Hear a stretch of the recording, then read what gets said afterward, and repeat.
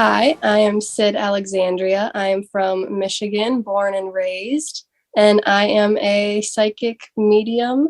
I do a lot of different things. I don't quite like to put a label on anything I do, but I channel some information, I do readings for people, and I'm very into the off planet ET races as well as crossed over loved ones. Really, anything mystical that you can channel, I'm into it. I do use tarot cards, oracle cards, pendulum, astro dice, and other tools like that sometimes, but usually I just use my own intuition to kind of guide people on their journey, answer any questions they have. And I'm very into channeling past lives, which usually happen to be off planet, past, parallel, or future lives, because time. If you guys are watching this, you know how time is pretty complicatedly simple.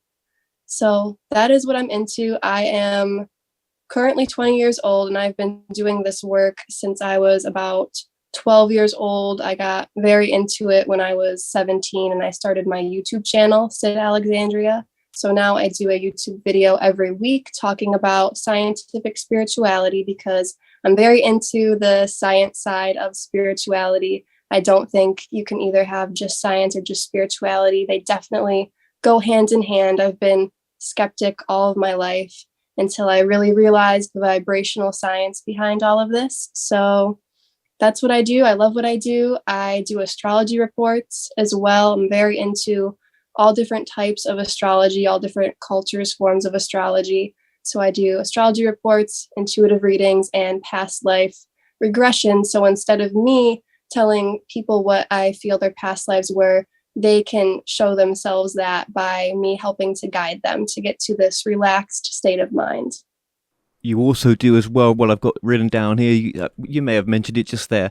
The spiritual counselling, kind of a bit of spiritual coaching as well for maybe people of your same age group. I don't know, but is that right? Spiritual counselling, spiritual coaching. Yes, I do that as well. That's something I don't do as often, but I definitely love to do it because with this whole really spirituality becoming popular, a lot of people of all age ranges have lots of questions about it, and it can be really hard to start once you realize that you want to get into this or you hear one piece of information. It's really nice to have a guiding hand to help you figure this out and where you should really start, because once you jump into being interested in scientific spirituality or whatever you want to call it, psychics, you really need to learn some discernment and see where to start, what resources to go to, and how to trust your own intuition. Yeah, and there's so much to unpack there, right? And we'll get into a lot of what you touched on there as well.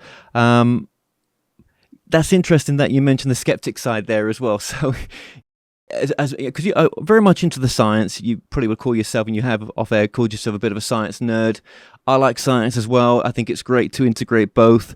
And so, with the skeptic side, does that keep you balanced and or in balance with the work that you do as well? Definitely, because if you have some form of spirit or entity coming to you, you have to realize that you can't just always believe them. And usually I don't really tap into any entities unless it's a deceased loved one that's coming through for someone, which I don't really gravitate towards that anymore.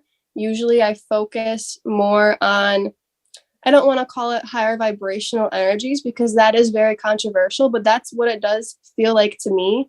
And that's okay. All vibrations are okay to tap into. You just have to have a certain level of discernment, especially with those lower vibrational, maybe earthbound spirits that you could be tapping into. So I work with my higher self, my higher selves, if you want to call it that. I get information from myself because everyone does have the answers to everything, I believe. So if you only work with yourself and ask yourself for the answers, that's how you get the most accurate information. If you do open yourself up to allow to kind of be a medium for these other entities that are more different from yourself, because I do believe we're all one on the highest level, but we are all in our individual bodies, so we've all broken off from source. If you're talking to someone other than yourself, you need to have discernment. Yeah, you do, and that's something we quickly touched upon just before we started recording this as well. I wanted to get into that as well, and we will do. Yeah, discernment's so important; it really is. And it's well, seeing as we're talking about it, I mean, for yourself, then, how would you what would you say to someone regarding discernment? What is how do you discern? Is what I should be asking. Yeah, and that is a loaded question because we were talking about how it's hard to explain. You have to I think the best way to do it is just ask yourself because you know. So if someone is coming to you saying, I'm this person's grandpa, oh, you have to check in with your higher self and really learn to trust that. I think if you're still having a hard time deciphering, I don't know, then maybe use a copper pendulum. I think that's my go to for a yes or no question. And I've already kind of infused my pendulum with, this is only my higher self giving answers through this pendulum. It's copper. You can use really anything as a pendulum, like I've done in the past. When I was younger, I know I would use literally anything, any old necklace, any material. But ever since I invested in a copper pendulum, they're really affordable actually online. But the copper has been such a great material to use for me, way better than even crystal necklaces, in my opinion. So that's my go-to, but you have to make sure you cleanse the pendulum and just visualize only your energy, your higher self energy going into that. Right. Okay. Well, let's get into the pendulum just a little bit later on as well, because that definitely is one of your go-to tools. Other people use that a lot as well. It's actually quite popular within the industry, I guess you could say, for many of the reasons that you mentioned there and much more. So we met through yourself giving me a reading, and I never gave you any information about myself. I gave you an email address that really wasn't associated quite by my full name. And the reading that you gave me completely astounded me, right? And I wasn't expecting that. And doing this new docu-series, I thought, you know what? I've got to get you on. You definitely have a gift. And the things that you told me, very, very few people have ever told me those things, right? And only those that are really gifted have told me. And because when I was, first was watching your video back, because just give a bit of background that you do provide video readings, which is very unique in the sense that you'll do people can ask their questions. You work better if people submit a picture as well. I think I did submit a picture at the time, and it's easier and you can connect better with the questions. I mean, you can't tap into things that people aren't going to want you to tap into. And I think you'd agree with that, right? Yep. But it was fantastic, the reading that you gave, and even there was a lot in the extra interdimensional kind of stuff, information in there, right? But honestly, there were things that you don't know how on path you were, right? So yeah, if there's anything you want to say from that. Well, thank you. And yeah, I loved doing your reading. And it was mainly galactic info about off-planet other lives, if you want to call them that. And yeah, that's what I love doing. And yeah, I do the pre-recorded video readings. That's one of my favorite things to do because I do readings a variety of different ways.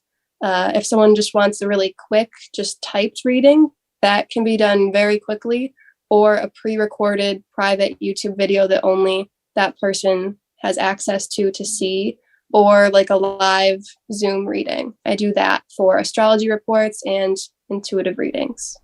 Right, but the astrology reports, they're going to take a bit of time for you to get done. If it's a typed long version of like the full astrology report, that'll take a couple weeks to do.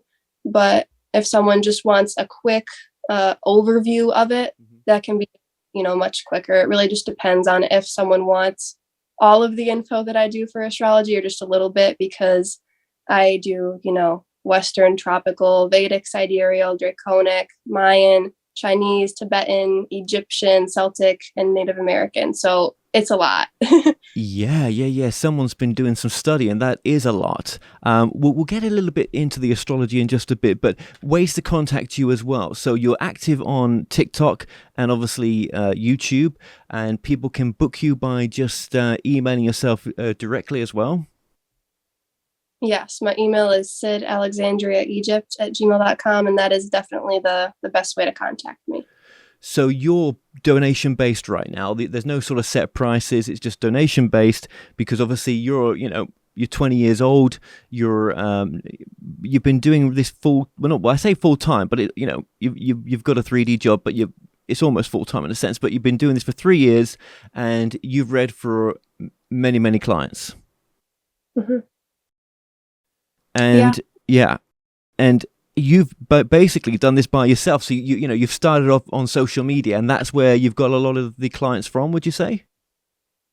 Yeah, definitely YouTube. I wanted to start a YouTube ever since I was like 16, 17. And right after I graduated high school when I was 17, I was like, we got to do this. I had a really amazing mystical experience on March 16th, 2019. And then I posted my first YouTube video less than a week after that. That was, I think, the catalyst to really just start spreading my truth, because I didn't see that many people talking about all of the subjects I talk about, because I'm in so many different things. And I really didn't want to niche down and just talk about the psychic stuff, or just talk about the alien ET stuff, or relationships, or health, or science, or all the things I'm into. I kind of just bundled it all into one.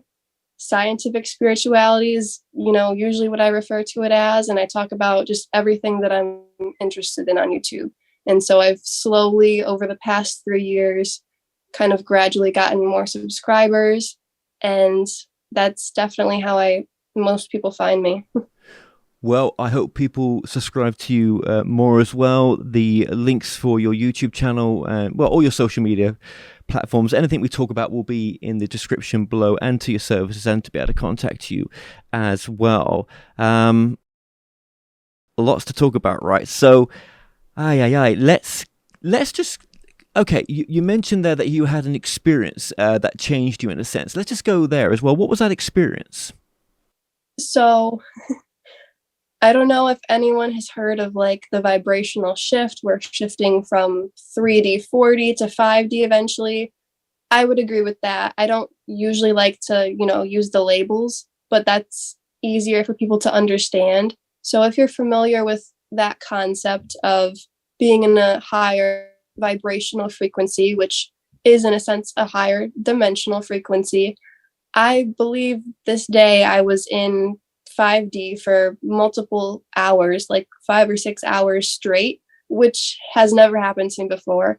I feel like I've gotten glimpses when I have a thought, like if something kind of perceived to be negative happens to me, or if someone says something negative to me and I react to it with unconditional love, sometimes I will just like get what I would call a glimpse of 5D, where maybe I like see stars and I'm totally healthy and all my vitamins or minerals are in balance, but I will kind of get this glimpse and I'll feel floaty for a second. I feel like that's happened to people because everyone is having these ascension symptoms right now, because we're going through a really, really charged, patch of space right now. Physically, our whole galaxy is. The Milky Way is moving through this very charged pack of space. The sun is changing because there's a giant gas ball up in the sky that's keeping us alive right now, and it changes. We're not just gonna stay the same forever. We evolve. Everything evolves, and we're evolving right now.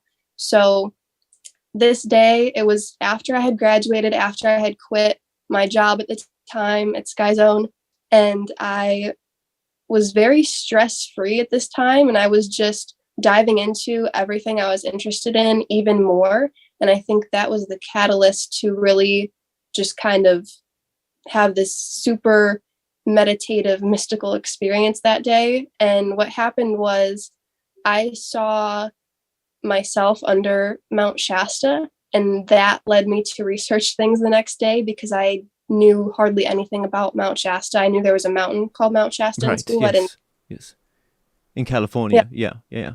yeah. I had no clue it was in California. I thought maybe like Asia or something. I don't know, but no, it's in California, which I figured out after. But I was calling up my best friend and I was like, hey, I'm under Mount Shasta and there's, these blue light beings and hybrid children and these beds, that's made out of crystals. And I was just like, this is awesome. But I'm on my couch in Michigan. So how am I under Mount Shasta? And that was just one of the experiences I had. I made a YouTube video about it. I think that was my last video, actually.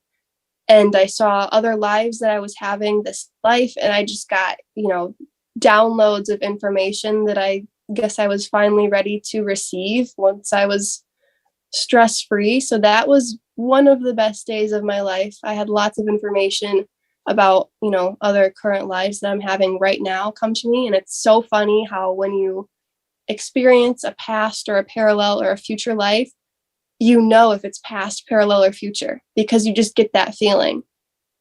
And that's why I feel like time is confusing to a lot of people, is because they're like, well, yesterday, it felt like yesterday. It felt like it was in the past. And tomorrow it feels like it's going to be tomorrow in the future. And when you feel these other lives come to you, you usually just get a feeling of when it was and how it makes you feel. And that's, that's how we comprehend time. Because I feel like as much as people say time isn't real, time doesn't exist, also to us in a human body, we have to acknowledge that it does to us right now in order to make sense of these things. Because when you get, blasted with this higher vibrational information, you got to break it down to a human level. Well, yeah, yeah. I mean, even when you say about the Mount Shasta and seeing what you think was inside that, but you don't know whether that was Mount Shasta or whether that was some other reality somewhere else, do you? I mean, I mean, Yeah, the only way I know it was Mount Shasta is because that's the first thing I said was, wow, I'm under Mount Shasta. And I'm like, why would I say that? I don't know. I don't yeah, have any information about Mount Shasta.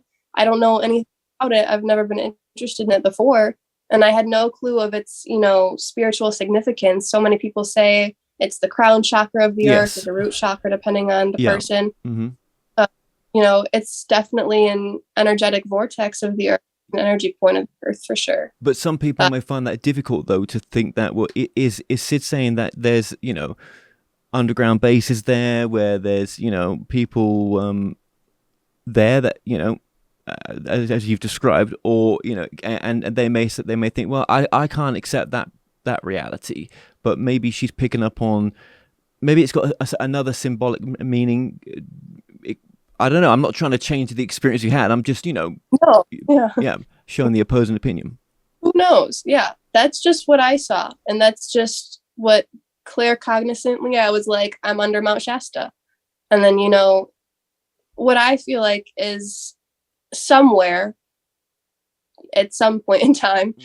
there's energetic, I don't know, astral place maybe. Who knows if it's astral or physical? I was there astrally, but Right. Yeah. you I saw I talked about this in my last YouTube video, but I saw like lots of humans that were kind of out of it and very unconscious that were going there to heal.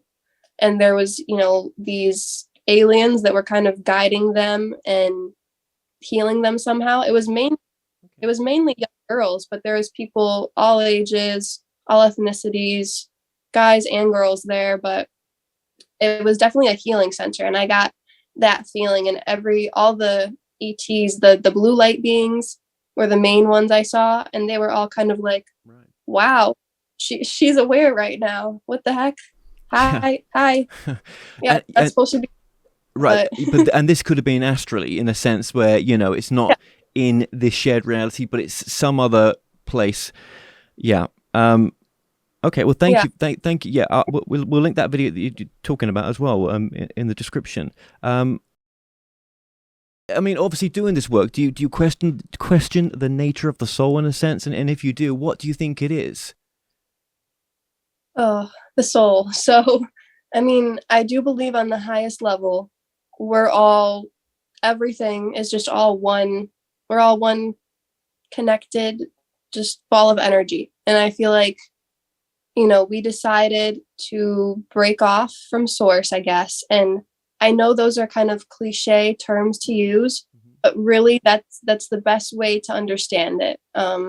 Is we did break off from this one, infinite energy, and that could be called source, I guess. So we're all a part of this.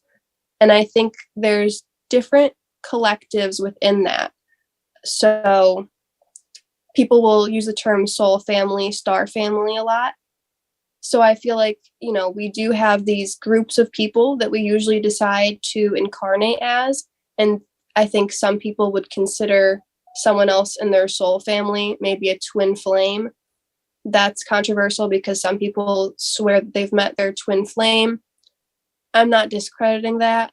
I'm just saying I believe it's a part of, someone a part of your soul family Yeah. who you're close with, you've had maybe the same lives with, if that makes sense. And then maybe you do have twin flames and then you broke off from that. But you have, the collective source and then large soul groups, star soul families.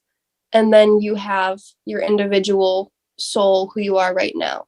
And I do think your soul can decide to split off and have other lives right now. If you want to call it a twin flame, that's fine. So you can have other lives. And for instance, me, I believe I have another life going on right now around the star Antares in the Scorpio constellation. So you can have other lives right now off planet. And then you have, a part of you in your human body. But if you think of it, if you have all this energy, right? It's kind of like you have all this energy right now and you decide what you want to do with it. Do you want to go to school? Do you want to have a job? Do you want to read a book? Do you want to make some food right now? Why would you be like, oh, I'm just going to make food my whole life. That's all I'm ever going to do. I'm never going to read a book. I'm never going to do this. So if you have all this energy in your soul and you have the ability to go into different bodies right now too, I believe most people would do that. Why would you just put all of your energy into one life? I feel like you can have most of your energy here on earth right now because it's a very important time, Yeah. but you can have your energy in other places too. And I think as a soul, you're currently a human. You could be other things like we talked about. But I feel like after we die, we go to this realm, which I guess people could consider heaven and hell, kind of intertwined as one, where there's higher vibrations, if people want to say up like heaven, and then lower vibrations, down like hell. And then there's the space in between because, where would the okay people go? It's not just heaven or hell. There's room for everybody in this realm, and it's a spectrum. It's not just black and white. And I think you're kind of in this realm and you feel the energy you gave off. So if you did all of these amazing things and you made people feel so amazing, you're going to feel like you're in heaven. And if you did some bad things, you hurt people, you're going to feel that, and you're going to feel like you're in hell. And then I think you also get reincarnated because I believe in all these other lives. So once you're ready, I feel like you go to another life that you choose. I feel like when you die, you go to a stargate, which is the more physical aspect of this. I believe there are certain stars like Antares and like Arcturus, for example, in our Milky Way galaxy, where we kind of go, and it's kind of like the airport. Like after you die, you go to the stargate if you go into the light. And I feel like psychics and mediums are very well aware of souls who do or don't go into the light. If you don't go into the light, that means you don't go to the stargate yet, and you're kind of lingering. And it's because you do have unfinished business, which you hear a lot about ghosts and who are more earthbound. It's because they're not even ready to really go to that realm fully. I feel like they're still kind of lingering on earth. And yes, maybe they are slightly in that heaven hell realm, but not fully, because they're not ready or they don't understand. Because I do think Earth is a very dense planet, and people talk about how Earth is a prison planet and souls get trapped here. And what I would say to that is yes and no. No, but it is kind of, I can see how people would interpret that as being a prison planet, because since it's so dense, I feel like souls can kind of get confused and they're like, what is this light? I don't want to go into this light, because they're just so stubborn and they've kind of been on Earth so much. And I do think that's how you can get kind of trapped on Earth as a spirit. And that's when you need someone to assist you. And since it's in such a low vibration to be stuck on Earth as an earthbound spirit, usually that requires human psychic mediums to help you, because an extraterrestrial being who's high vibration isn't really going to be able to come down that far to that level. Maybe a lower vibrational extraterrestrial, because aliens aren't all good. There's high vibrational entities and low vibrational entities everywhere in the universe. But I do think that's how you could kind of get trapped on Earth. But if you go into the light, into the Stargate, I feel like there's kind of a council of beings that will help you realize, okay, so, how was that life? What do you want to experience next? What do you need to learn? And then I think you definitely have, your own choice at the end of the day, because everyone has free will. But I do think they kind of help guide you to make that decision and point you in the right direction. And then once there's a birthday that suits you, because astrology, I feel like you're reincarnated into, you agree to. With this work that you're doing now, right, and trying to make it your sort of full-time thing, there's no one else in the family that's ever done this before. You're the first to sort of do this type of work with the spiritual that I side. know of. Yeah. I don't know much about my family and my ancestors.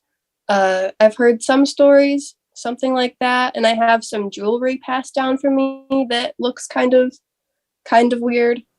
Right. I think it's not. This is what I forgot to mention the other time. I really don't know much about my family, but there is some jewelry, and I don't know if it was just popular back then or what. But for instance, one of my grandmother has Egyptian ankh, and then she has this necklace with a hand on it. I can find it somewhere in here. So what I'm thinking is maybe somewhere along the line, someone had that was more open. Yeah, I think so. Yeah. And it's so weird that they didn't mention it to me, but then when they die, they leave me with the spiritual jewelry.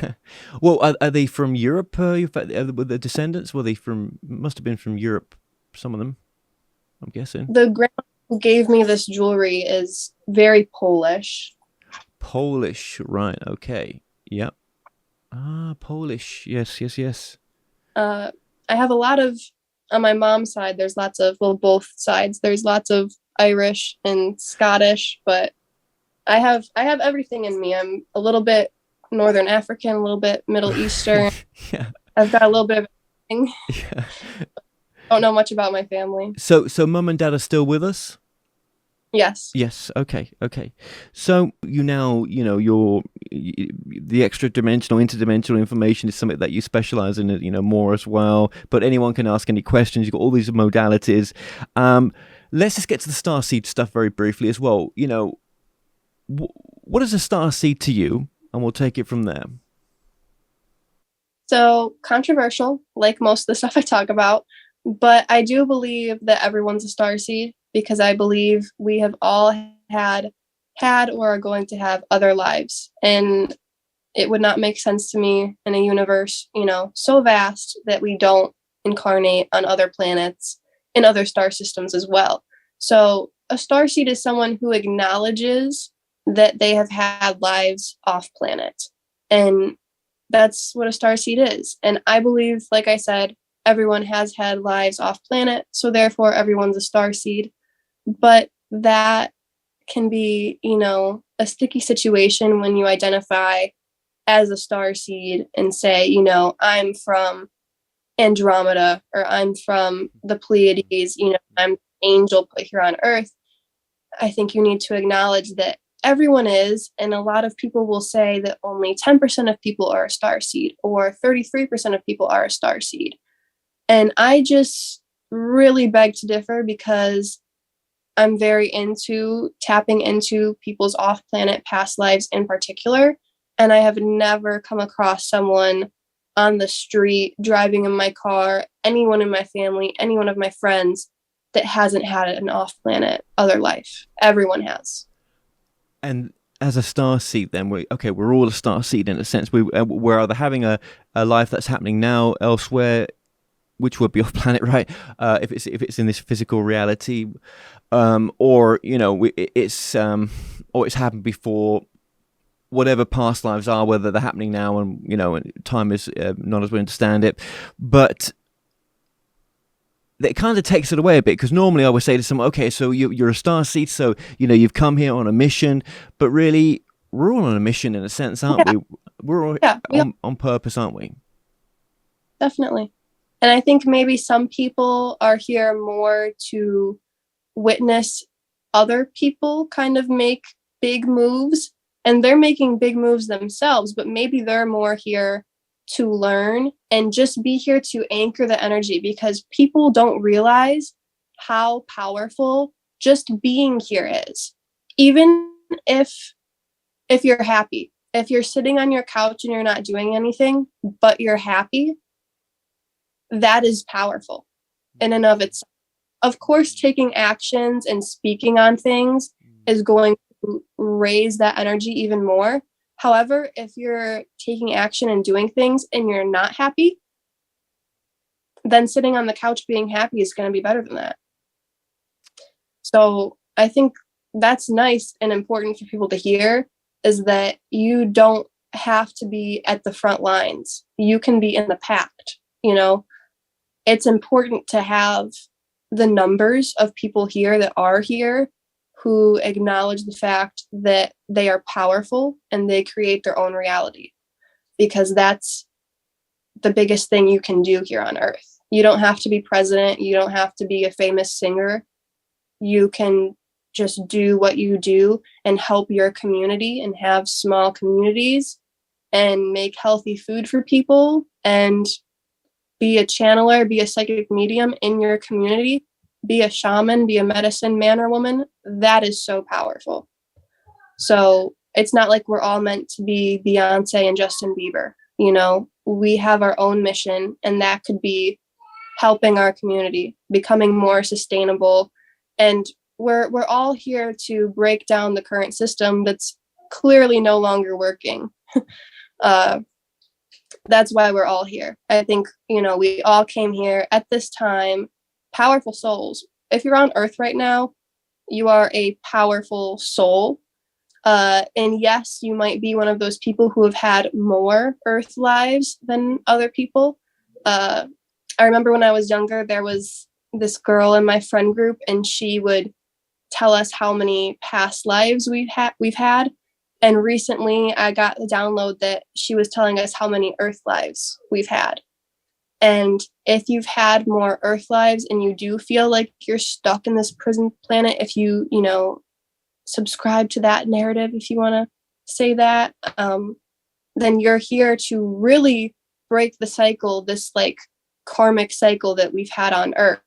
You're here to help end that prison planet feel that some people feel like they're a part of, because not everyone feels like they're a part of that. Some people are like, what are you talking about? Earth is this beautiful, abundant place. It's because everyone is creating their own reality. And that's why we have this divide of, oh, Earth is terrible. No, Earth is so great. And a lot of us fall in the middle of that. And that's okay. But we have souls who have incarnated in Atlantis and Lemuria and Egypt and the mystical Scotland, Ireland era and the Asian dynasties and all of these amazing places, Aztec, Incas, Mayans, Native Americans, people who were in these, powerful times in Earth's history from all over the planet are incarnating again right now. And you get a lot of people who are like starseed who actually consider themselves star seeds, and do like being called that term, who have had mainly off-planet lives. And then you see, oh, well, you had a life in the mystical era of Scotland and Ireland, and you had an Aztec life. Well, how come I'm only getting, downloads about those two major important times in history, and then maybe one or two other not so talked about eras, a more average basic human life? It's because these people who are star seeds and, acknowledge that, the souls who have had more lives off planet, they're here again now because they choose to come to Earth when it's an important time in history. And we have a lot of that now. So that's so true. And I hope the system doesn't change too quickly, because I still want to get my green card right now. So let's keep the American government going, right? I'm sure the changes that you're talking about will be not, maybe things in the future will look the same, but there'll be those differences that just make a big difference in a sense, maybe. Or maybe it's those small differences that actually act as a big difference. But I think really it comes from, as you're saying in that statement, right, that it comes from changing yourself. That's how you gonna change. Want to see the change, you've got to change yourself. And you kind of touched on it as well a little bit. Everything we do is in purpose, isn't it, in a sense? But do you think finding purpose is an important part of that as well? Oh, definitely. Finding purpose is what we're here for, I guess. Part of it. I think we're here for the experience. And that's okay if we do find a purpose, if we find like our calling and what, we really enjoy doing. That just, it aids in our development a bit more than if we don't. But if we don't, that's also okay. And that's the sensation that I get. We're here for the experience, and we're going to learn no matter what we do. It's just, because we all have free will, we can all decide whatever we want to do. And you have moments in your life that are a big decision, and you can either go this way or that way. But even just the little things we do, if I fold the blanket this way or if I fold the blanket that way, the littlest things, aren't going to affect you as much. But finding your, that's going to aid in your development a bit more. And we can have, I say this in my chat sometimes, we can have multiple purposes as well, because you're a mum, right? That's one purpose. You're doing this work, that's another purpose. You've got a 3D job, that's another purpose. And as you say, it's about being happy. And do you feel like a lot of people come to you in a bit of an unhappy state, I suppose? And are you helping them deal sometimes as well with grief and loss, and getting them out of that darker space, and doing it in a way that maybe you don't understand how you're doing it, but by tapping into what you tap into, it's pushing them on their journey, clarifying what they already know in a sense? Yeah, definitely. I think people come to psychics usually with questions that they already know the answer to themselves. And even if they don't tell you the answer, the psychic can even pick up on, well, you already know the answer and this is what it is. And then they're like, oh my gosh, you clarified for that for me, because how would you know that? And that's something I think all psychics, if you're watching, I'm sure you have like massive intuition, and that feeling clarifying for someone. And it does so much for people. And not everyone needs to know their past lives, because that's mainly what I do is, explain people's past lives to them, what I feel their past lives were at least. And you see reoccurring themes. You see if someone was, in a position of power in Lyra, and then they were also, in this government in Orion, and now they're, a leader in this life too. You see the same patterns, or, the archetypes, the priestess archetype. If someone's been into spirituality for a long time, and then they were, a shaman, a Native American shaman, or a Mayan shaman, or they've had lives all over Earth doing that work, getting into her, you see the reoccurring themes. And I think that's beautiful to see, and it makes people understand. Or if someone was like a rogue Pleiadian and now they're here to break down, this current system again, it's a reoccurring theme that so many people have right now. And I think it can be very helpful to some people. And it's on a spectrum, obviously, like everything is. Some people are going to be like, oh my gosh, I totally needed to hear this. Some people are going to be like, not that interested. And then maybe years down the line, they're going to be like, oh yeah, Syd Alexandria told me that one time. And it'll through it. But yeah. That's funny. No, absolutely, absolutely. And look, anyone can have this gift at any age, and normally it's you're just born with it. Do you know what I mean? We've all got the gift, but you're just more open. You're able to tune in so much easier than most people. I call it a gift, but maybe other people say no, Kev, it's not a gift. We've all got it, but it's like anything. We're good at some things and not so good at others, are we? We've got to work at it, but. I just think there's something that you're born with, but it's very difficult to understand and define it, right? As probably you don't put labels on everything, right? Being a mum now, right, and looking back at your childhood in a sense, do you think families, with kids that have got gifts in a sense, do you think there should be there's another way of doing things different with kids that have got gifts, do you think? I don't think you should do anything different necessarily. I think, it's just important to be a conscious parent, which I would consider myself. Be aware, let, the child lead. I'm a major hippie. We talked about how I'm a science nerd. I'm also a major who also trust science, which some people be like, how do you do both? Right. You just, because they go together. But if you're a parent, it's just, you have to be nurturing because, back in the day, like some parents, some grandparents, even some kids being born now, their parents will beat them or just even talk to them in a really nasty way. And clearly that's not going to be beneficial to them. And some people would still argue that it has benefits, that it makes you stronger, not in a good way. It makes you resentful. It makes you angry. You just need to be loving. And that is easier said than done. But in my opinion, it's easier to be nice than it is to be mean, I think. And you just need to be kind to your kids and let your kids lead, If they're interested in a certain subject, then just nurture that and just encourage them to do what they love to do. If they're more interested in playing rather than learning, it's probably because they need to play and because, play is the child's work, which they talk about in Montessori and Waldorf, which I really like that kind of stuff now that I'm a mom now. But right.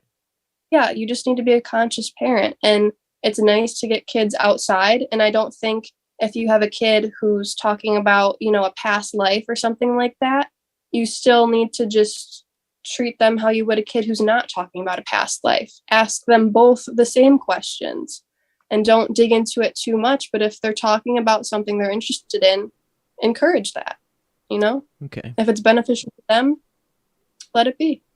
Yeah.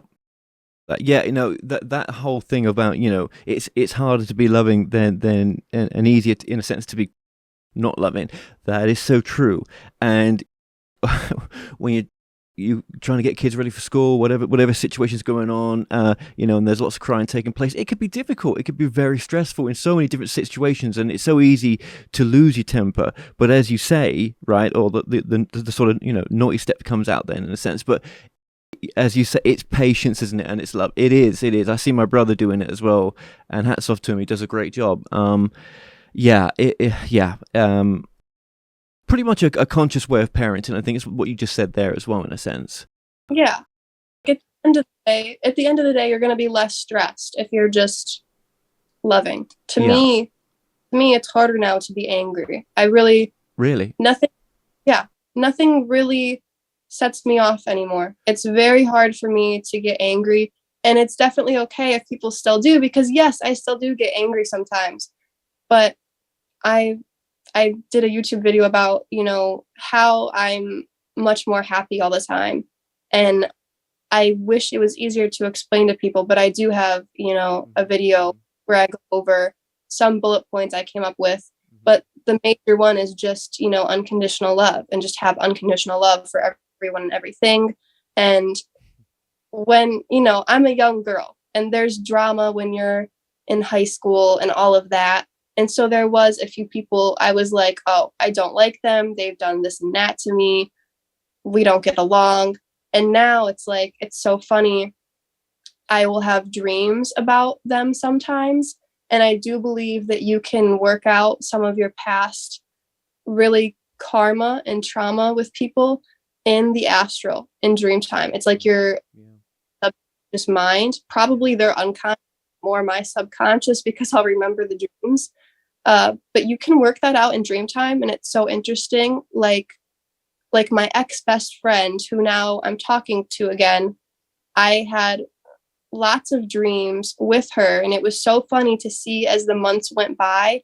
In the dream, we were less and less aggravated at each other. And then once I finally had a dream where we were friends, she actually commented on one of my YouTube videos that same week and said, "Hey, Sid, I miss you." And it was so just a big clarifier to me that she reached out at that point in Yeah. time after not talking, Yeah. after I remembered working out this karma. But that's how you can be happy all the time, is to, just have unconditional love for everyone and everything, and forgive people.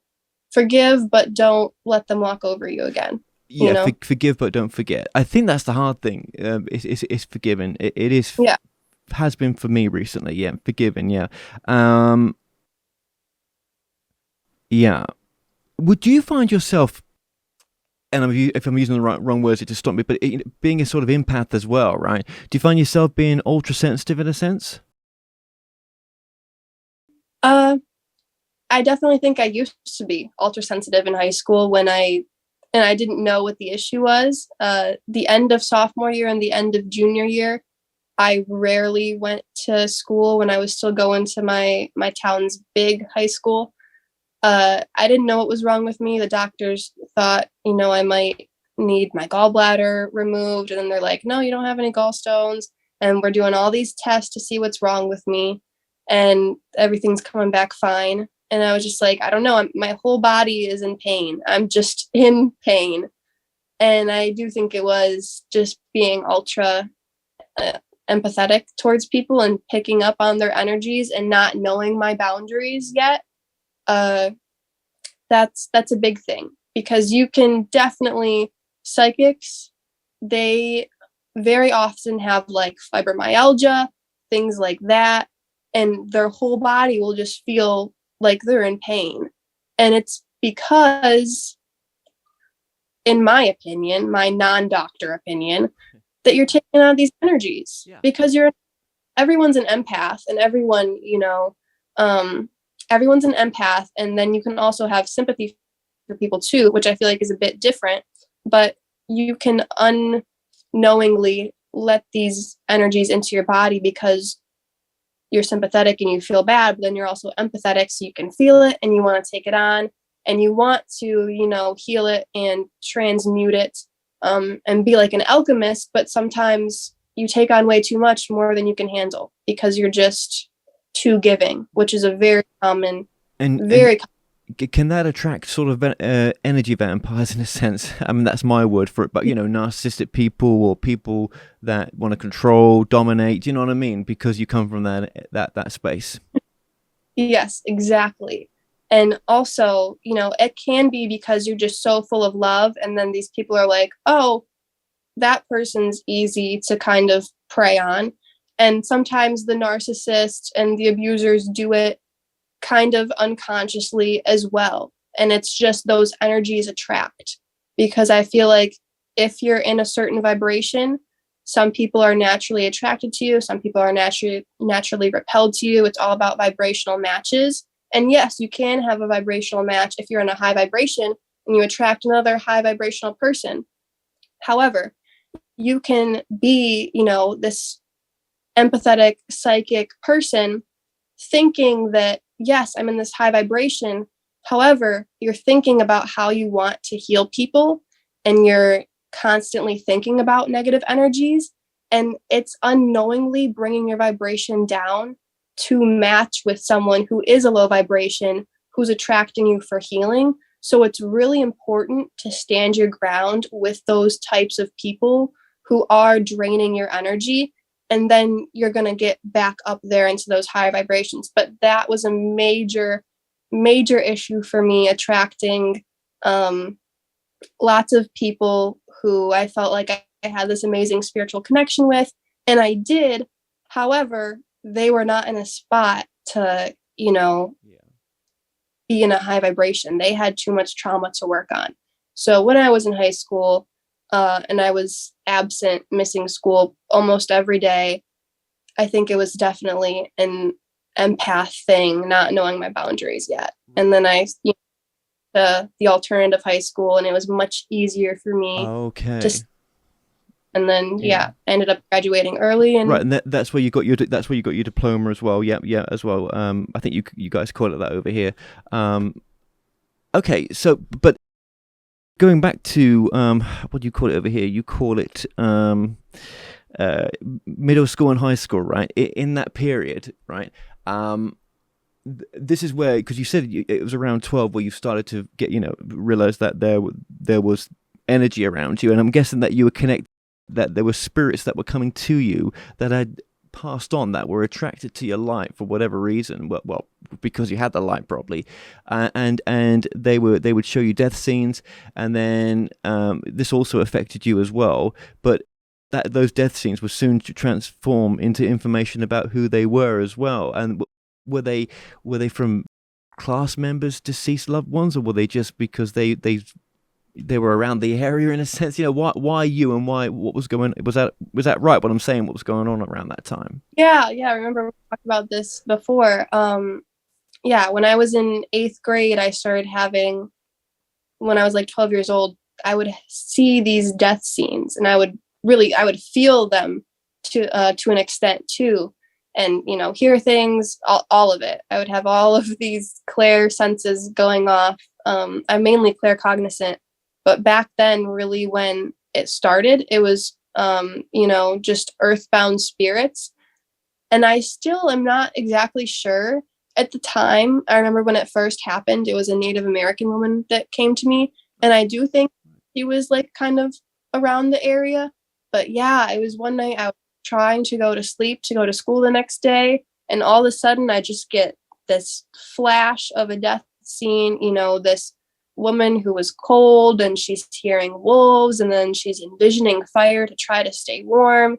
And I would get all of these other death scenes, and it would usually just be the death scene at first when I was in 8th grade. And I was like, what the heck?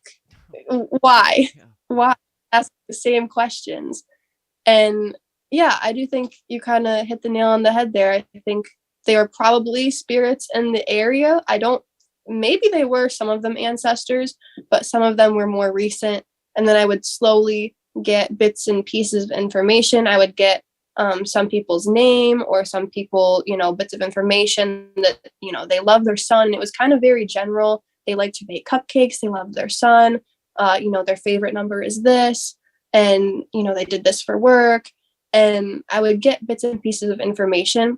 And then it turned into me saying, hey, I don't want to see and re-experience these people's death. And then that stopped coming to me. Or I created kind of my own boundary, and then I wouldn't see that, or they would, like, my higher self would ask, do you want to experience the death scene or just get the information? No, just the information, please. I don't know why the thing came to me first all the time, but yeah, that was a Okay, big so this issue. was happening at home as well. I mean, I mentioned the high school era there, but I'm just kind of placing your age. This wasn't so much at school. This was happening. This was more. This was just. Well, was it actually? It was at home and at school, maybe. I don't know. I mean, yeah, you'd have to. Yeah, Yeah. it didn't happen super often. Um, but it would happen at home usually and at school sometimes too. It was very random. When it happened at school, it was someone else's deceased loved one, but when it Right. happened, it was just like random spirits in the area, I guess. Okay. Uh, Well, and then you I, never questioned enough, I suppose, to really understand what that. But you're not going to question at that age. Do you know what I mean? But I think was it? Do you feel that there was any guides at the time that were maybe coming through that were working with you? And do you work with guides now? at the time, not really, besides a couple of my grandparents. I would consider them, especially at that time, guides. But I don't really work with many guides that aren't a different version of myself. I guess I guess you could say I feel very connected to a few women, especially, but even some guys in history. And I'm not saying that I was them in a past life. I think, like I said, we have this, you know, we're all one connected energy. So that's why I think so many people are connected to Isis, the goddess from Oh, Egypt. so So many, many. Yes. yeah, Yeah. people are connected to Cleopatra. We weren't all Cleopatra in a past life, but then again, we all were. We all were. We all were, and we all weren't. Um, so I've definitely over the years kind of experienced that and kind of deciphered that because I also have a really big connection to Marie Antoinette, the last queen of France, and I got her death scene all all the freaking time. Well, not all the time, but it happened multiple times. It was like a handful of times, but when it would happen, it would like make me so emotional for Wow. days. Wow. Um, that's the reason I went to past life regression therapy, and I had my own session before I started giving other people sessions. But I would get her death scene, and then I got to the point where I had seen it so many times and I had experienced it. So once I actually went to past life regression therapy, my higher self asked me, or my higher self kind of told me, you don't need to see this again. You don't need to see it again. You can see the more happy aspects of the life. But I think we're all tapped into her. We're Yeah. all tapped your spirit right now. Yeah, no, absolutely. Well, I remember Dolores Cannon telling me that that when we come into certain lives, we can download in a sense. That's not the right way it happens, but just using that word, we can download the lives of other people, kind of bring them into our soul essence, and some of those life lessons that those souls learned in other lives we bring into this life, so that we can use them as a reference, tapping into them in ways we cannot even understand. Or I'm not making any good sense even saying it like this, but it's in a sense what she was saying. And that, yes, of course we carry the past lives of other people with us, because we carry their energies and signatures, because it's helping us in this lifetime in a sense. um Yeah, whether that's, I don't know, that, but it was very interesting. In that past life regression session, what was the main message for you in this lifetime? What's your main purpose, mission, if there is one, if it came through? um, like feel like I feel like Marie Antoinette, she felt like she messed up. She felt like she got kind of carried away, but that she felt very victimized, and like the men and women and just other people were making the country's they were making the country's decisions, and she wasn't really involved in that. She was just like, oh, I become the queen when I'm so young, and they want me to look cute. And I feel like she was like very quirky, but put in this position where like you have to be a princess, then you have to be a queen, you have to look a certain way. And she's like, well, if this is what I'm going to do, then honey, then I'm going to do it. And she felt victimized, and she had to be in this relationship where her and her husband didn't really connect at all. So she had this affair, and they actually had true love. And I think the main message behind it was like, she felt like she messed up. She doesn't want to mess up again. And I guess that was like the main thing I learned. I'm still not 100% sure why I feel so connected to her, but I think I don't know, I think just the not getting carried away and doing what you really want to do and not letting other people overpower you is the main message from that. But, then I saw a few other lives, like an Egyptian life and some other off-planet lives in that session too they were really cool to experience. I'm sure when you get to travel to Europe, I'm sure there'll be places that really resonate with you, and you won't know why. Well, you Hmm. will, but you'll just think, God, I just feel like I've come home. Yeah. Yeah, I can see that. I can see that a mile away. Okay. Now, when giving readings to people as well, obviously you've got to protect yourself. What do you do to not take on people's issues, people's energy, or whatever there may be, attachments, if they've got attachments to them, if such things even exist, but if they did, what do you do to sort of keep your energy up? And yeah, without anything bringing in, when they've gone, they've left something with you in a sense. Do you know what I mean? From stopping that happening. Definitely. And I feel like a lot of psychics get to a certain point where like they know that their protection is always over them. And Hmm. gotten to that point too, but also no matter if you do feel like you always have protection and guidance over you, it is important to just kind of visualize your energy and their energy, and you just consciously think or say, if you prefer, that, I'm gonna they're giving me, their permission to tap into their energy. And kind of like, even when I gave you a reading, I knew that I felt like for you, especially for some reason, you were like, yes, give me this reading. I give you permission. And that's what people do when you agree I that you do. want to go That's right. reading.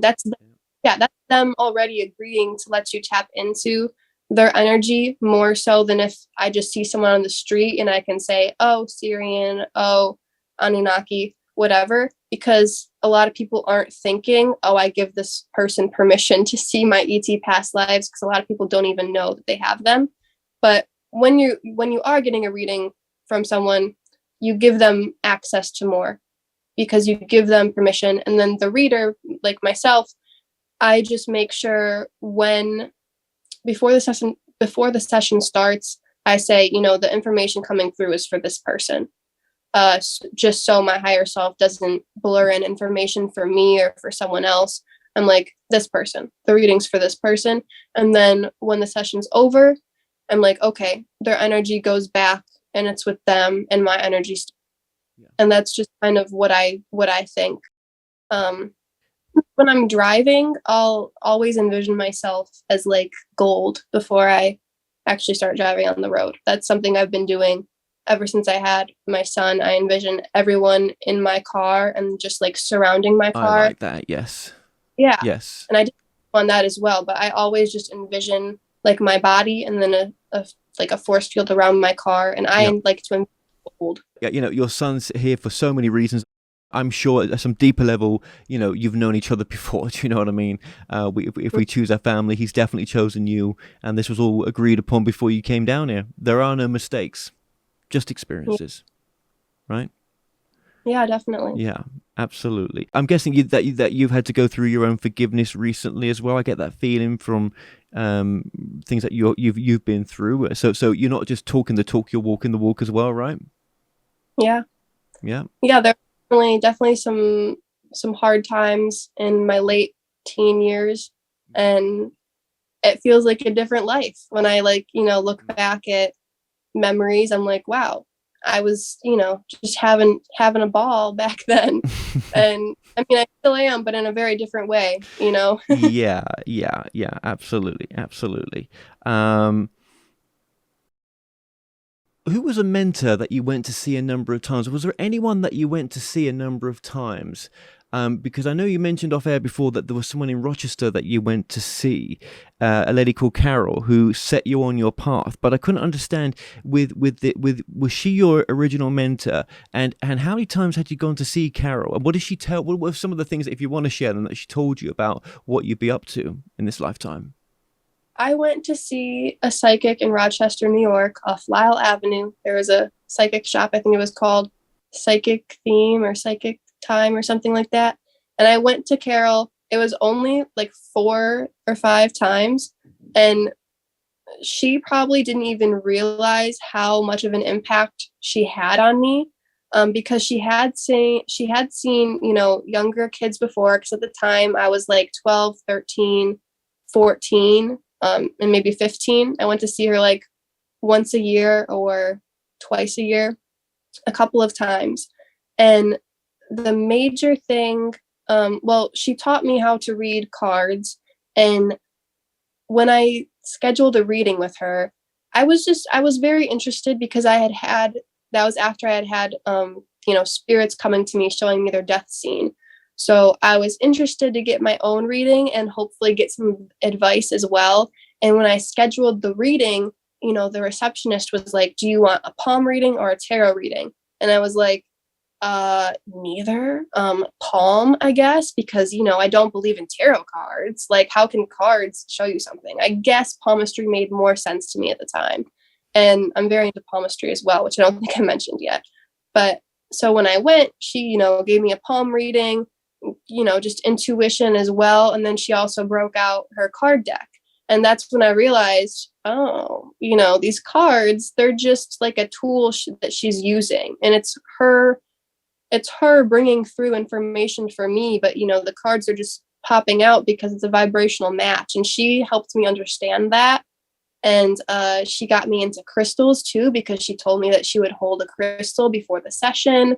So she taught me a lot about just basic mediumship tools and abilities, and helped me to kind of set the boundary. Like, she asked me, "Does it bother you when people come to you and show you their death scene?" And I was like, "Yeah." And she was like, "Okay, say it out loud then." And I did. And I had an ancestor who was really bugging me as well. And he came through in the reading and just said that, like, he didn't want to cause me any pain like he did my other family and ancestors as well when he was alive. And I was just like, "Yeah, I forgive you, but get away from me." So she helped me set that wall up too, which was very important and really helped me out a lot. But the piece of information that she gave me, um, I asked her a question, and she told me that I was astral traveling. She said I was astral projecting 24/7 unconsciously. And at the time, I was like, I don't know what astral projection means. So, I searched up on Google and YouTube and all of these things. I use EcoSci now because it plants trees and it's way better than Google. But at the time, I was just, searching the internet for astral projection. And that's how I found Koi Fresco at the time, who now goes by the Shuta Das, and who now I don't resonate as much with anymore. But that's how I got into scientific spiritual YouTube. And that's how I got into new age things, which I then realized have always been around, and there's just like a new modern twist to it. And now there's businesses being made out of it again in a new way. But her saying astral projection and me not knowing what the heck that meant was really what set me off into researching all of this stuff. And now, go ahead. Sorry, go ahead. Sorry. I was just going to say, now looking back at it, I think what she means by the fact that I was astral projecting 24/7, I think she means I'm tapping into other lives right now. Like, yes, I'm astral traveling, but I don't think she did not get into any off-planet stuff. I don't think she's into that. I think she's into, the earthbound spirits, which is great. Some people are so much better at tapping into that, like I was. And then some people are so much better at tapping into the off-planet stuff, like I now am. I kind of transitioned from more earthbound stuff to having way easier access to off-planet stuff. And I'm really not sure the reason behind that, but that's just what it is. So I'm going to go with it. But yeah, I think she was kind of tapping into the fact that I'm very tapped into other lives this life. And I just don't think she knew how to kind of rationalize it in that way. So that's how she explained it to me. Did she make any predictions for what you're doing right now? Did she talk about this time at all that you're experiencing right now? No, and I think it was because at the time, I don't think this was like my major kind of timeline or destiny. I think at the time when I went to her, I was in a pretty serious relationship when I was super young, and I think she was tapping more into kind of if I stayed in that relationship and if I ended up, opening up a car shop or things like that. Or if I traveled young before I had my son, and if I would go to festivals. She said, I was going to travel and go to Canada and go to Southeast Asia and go to all of these places, which I still really want to go to, but I don't think I had it set in my mind yet when I went to her that I was going to be doing this work and have this dream to do it, full time. Back then, I was really interested in it, but I didn't really think Right. that it would be a full career. I was thinking a bit more, a 3D matrix career, and then this on the side, I think. Like I always really wanted to do this, but at the time I wasn't really sure what I wanted. No. That was a bit before I wanted to really fully do this. And that was before I even thought about aliens. So Well, when you have these readings, they're picking up on where you are right now. And mhm. if you continue on the road that you're on, what the normal message is this will be the outcome of it. But you have the free will to change all that, right? Um, Exactly. yeah, and some people, lots of people do, and then some things are destined to happen. Would you say they're really destined to happen, and you can't change it, you can't skirt around it. You can try to avoid it, but it's going to come up somewhere. Yeah. So I was about to say, well, I think really everything, even the like major things can change. But then you said the theme's gonna come up. And yeah, you're right about that. Even if, it doesn't pan out the way that destiny is really trying to aim you at, if there's a theme, if there's a lesson that needs to come up, that is gonna keep on popping up no matter what. Oh right, yeah. Definitely. Well, if you're not getting the lesson, I'm great at that. Yeah, yeah, yeah. Let's do it the 10th, 15th, 20th time. Do you know what I mean? Yeah, and we'll keep doing it again because why not? Yeah, we just love it. Yeah, absolutely. I totally get that. So, and again, like you use your crystals in your reading, and they help you just ground. Is that something important for you to do? Is to ground as well? You tell me if they're doing that for you, but I mean, I'm just what grounding is something that when you're doing your work, I suppose, is important. I mean, honestly, not really anymore. Oh, I have my crystals sitting right yeah, here. yeah, yeah. They look pretty and I like them. I do use them when I feel called to. Like I do, my cards and stuff sometimes, but Mm, I really don't hold my cards much anymore. I don't even really hold my crystals much anymore unless I feel like it or, I'm showing my son or something like that because he right. thinks they're cool, the rocks and stuff. Yeah. But I I don't ever plan on buying any more crystals if they're like secondhand maybe, but now I'm also like a total hippie into the sustainability movement and I prefer that we keep the crystals in the earth where they formed unless, you're going crystal hunting yourself. I think that's great. If you're just yourself going to go crystal hunting and find some, I have some friends who do that. I think that is super cool. Hmm. Uh, I wouldn't, buy crystals from a store again unless they were, secondhand or something. Right, right. Okay, Yeah, okay. important to ground, but in your own way. I think you can ground by just thinking, I'm grounding now. And Cool. then, Do you do any meditation at all? Do you Reiki or? uh, I don't have as much time as I would like to meditate anymore. I think that's why I haven't had any majorly long mind blowing experiences Hmm. lately, Hmm. like major mind blowing downloads, Hmm. but not 5 hours in 5D again. Right, right. That was a one time thing at the time, but Yeah. I've got, just as powerful information just throughout the day. I could be doing dishes and I would get, a massive download that, it's science, it's math, it's algebra that once I clean up my kitchen table, I'm going to, feel less cluttered and I'll get downloads about that, about how, if I tidy up my room, then I'm going to, attract more money easily. I'm going to do this and that. And I'll get kind of downloads about that. Or galactic history is a thing I've been getting very into lately. I'll get downloads about, Vulpecula or some random, star system that I feel connected to. But I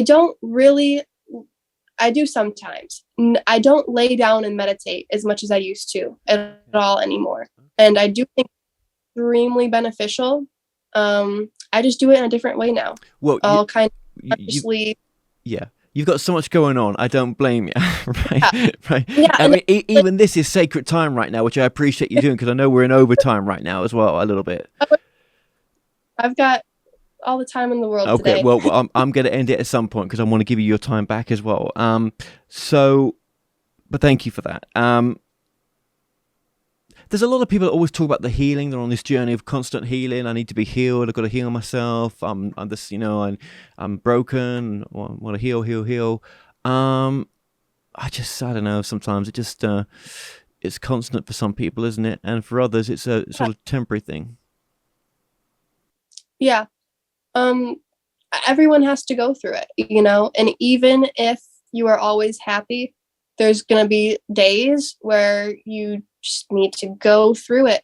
you know there's going to be rough days for everyone. You can't get out of that.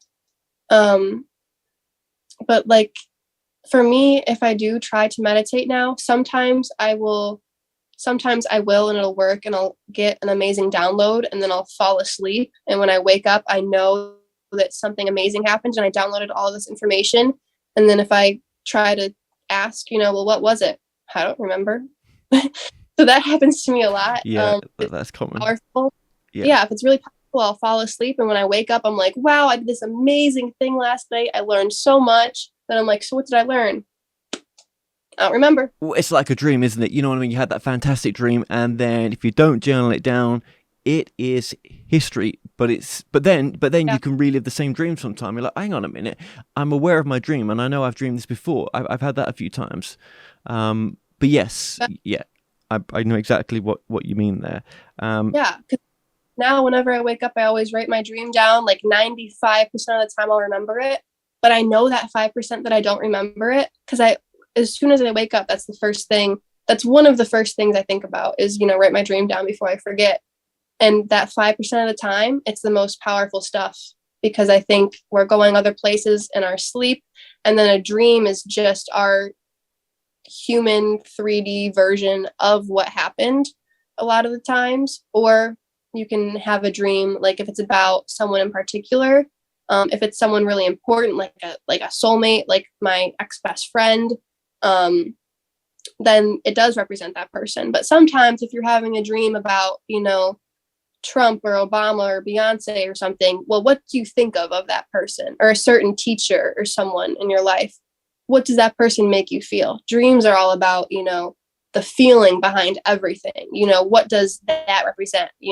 Whatever was in your dream, a bench, a house, object, what does that mean for you? And that's how you interpret dreams. But total side note, because I'm into so many different things. I guess you can switch this gift off, right? So when you're going to work, this, you're not picking up on people around you so much, are you? Or are you? Do you find it? Is it? Can you control it now? So yes and no. If something's really important, it'll come through. But I've kind of set that boundary, and that's kind of the same boundary I've set with deceased loved ones, that really I don't want any dead humans coming through unless it's super important. Then they can ask and I'll be like, oh yeah, come on in. Tell me what you got to tell me. But I don't wear makeup anymore. Ever since I got pregnant with my son, I was like, no earrings, no piercings, took them all out, no makeup. And No drugs. except when I go to work. That's my before work ritual, is I put my makeup on and I straighten my hair and I go to work. And I feel like when I put my makeup on, I'm like, okay, I'm going to work. So, I just get into the work mode, and then I come home and I'm like, okay, I'm home now and it's all good. Just going to the numerology as well. You do if people want a numerology reading, can you? I think you do that as well. Yeah, and numerology I'm getting more into, because right now I do like modern Pythagorean numerology and Hebrew.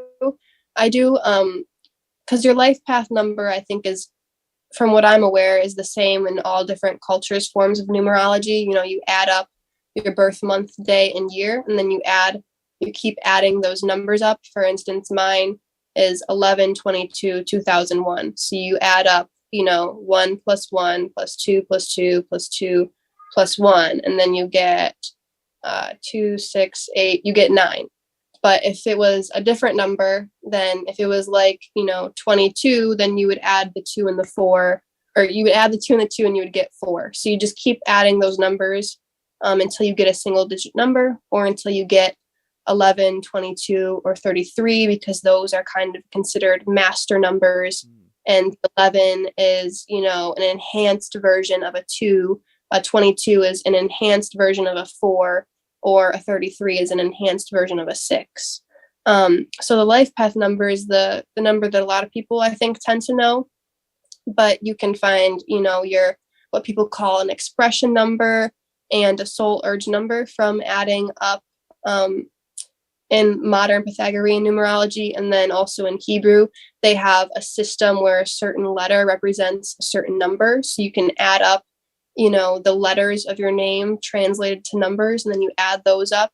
And then you can add up just the vowels of your name.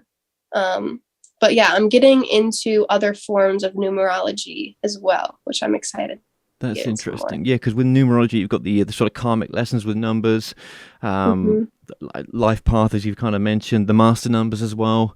I find numerology really interesting. Well, relationships, money, it's all connected, isn't it? It's all in the numbers, and it's really accurate as well. And there is, I'm sure there's a subconscious part of it with your, the mind and soul that go into putting that together as well. Sometimes, well, most times, and I think that obviously you do astrology. Do you do birth charts? Is that the main? Yeah, that's what I usually do. Like if I do an astrology report for someone, I look at a bunch of their different birth charts. Like I said, I pull up all of the different. The 3 main ones I look at is like Western, Vedic, and Draconic, because that is what, to my knowledge, looks at, the stars, the zodiac constellations that we all know, the 12 or 13 if you're into that. I usually just, deal with the 12. But I look at all those different versions, because when people ask me what's my zodiac sign, I'm like, oh, here we go with this question. Like, first of all, I'm on the cusp. So like I'm a Scorpio and Sagittarius. But then if you look at the other forms of astrology, if you look at Draconic, then I'm a Virgo sun, because, where all of the planets and all of the stars were when we were born. Oh, yes, right. That's birth chart. It's so much more than just your sun sign.